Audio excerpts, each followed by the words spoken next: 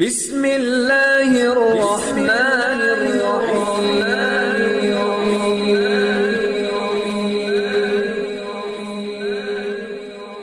بسم اللہ الرحمن الرحیم۔ السلام علیکم۔ ہم امید کرتے ہیں آپ خیریت سے ہوں گے۔ ہماری دعا ہے اللہ پاک آپ کو اپنی حفظ و امان میں رکھے۔ سب سے پہلے ہماری آپ سے ایک چھوٹی سی گزارش ہے کہ اگر آپ ہمارے چینل پر نیو ہیں تو ہمارے چینل کو سبسکرائب کر دیجئے۔ آج جو میں آپ کو عمل بتانے جا رہی ہوں یہ رزق میں فراخی پیدا کرنے کے لیے بہت ہی لاجواب اور مجرب عمل ہے۔ یہ بہت سے لوگوں کا آزمایا ہوا عمل، کئی لوگوں نے اس عمل سے فائدے حاصل کیے ہیں۔ اگر آپ کے گھر میں بھی رزق کی تنگی ہے، مالی پریشانی ہے، آپ کسی پریشانی میں ہیں جو آپ کا مقصد ہو، جو حل نہ ہو رہا ہو، یعنی رزق کے لیے، نوکری کے لیے یا جاب کے لیے آپ کو کوئی بھی مسئلہ ہے، دکان کا مسئلہ ہے یا جس طرح کا بھی روزی کے بارے میں کوئی ذریعہ معاش نہیں ہے آپ کا، تو آپ صرف ایک بار اللہ کی ذات پہ یقین کرتے ہوئے یہ ایک عمل کریں۔ انشاءاللہ تعالی اللہ تعالی آپ کے رزق میں فراخی پیدا فرما دیں گے۔ تو آج کے عمل کی طرف چلتے ہیں۔ آج کا عمل آپ نے جمعے کے دن عمل یہ کرنا ہے۔ جمعے کے دن یعنی نماز ظہر کے بعد، جمعے کی نماز کے بعد آپ نے سب سے پہلے 11 مرتبہ درود پاک پڑھ لینا ہے۔